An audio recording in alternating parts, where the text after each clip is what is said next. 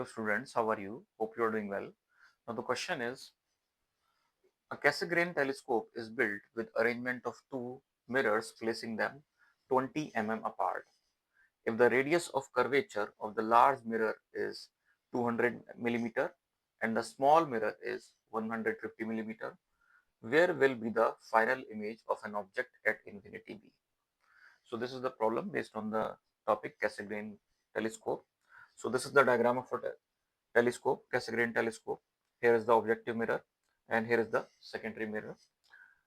The rays are coming from infinity. They fall on this particular secondary mirror. Now, for this particular objective mirror, the radius of curvature is given as 200 mm. So from this particular data, we can calculate the focal length. Focal length is basically half the radius of curvature. So the focal length is 200 upon 2, which is equal to 100 millimeters. Similarly, for the secondary mirror, the radius of curvature is given as 150 mm. The focal length of this can be calculated as R2 upon 2, which is equal to 75 mm. Now, the distance between the mirror, this particular distance, the objective as well as the secondary. So, this distance is given as 20 mm, 20 millimeter is the given distance. Now, the basic logic behind this particular problem is, suppose the secondary mirror is absent, then the image from this particular objective mirror will form at the focal point, of this particular objective mirror. Focal point is basically 100 mm distance away from the objective mirror. So we can say that the image will form here. If we say that this secondary mirror is absent, then the image will form of the object which is placed at infinity corresponding to the objective mirror at the focal length, and the focal length is 100 millimeter. So this distance is 100 mm. This distance is 100 mm. The distance between the mirrors is given as 20 mm.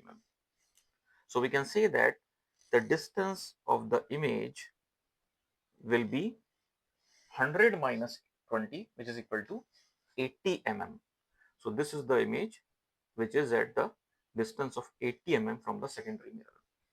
Now this particular image acts as an object for the secondary mirror.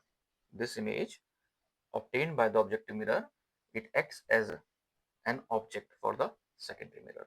So we can say that the distance of the object corresponding to the secondary object is basically 80 mm. This is U2.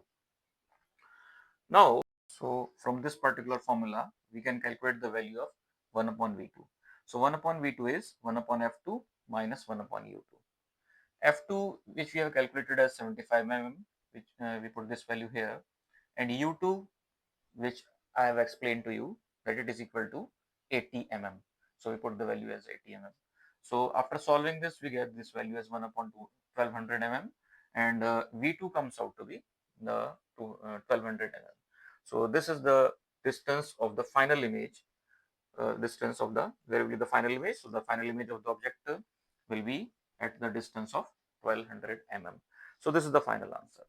Hope you understand the solution.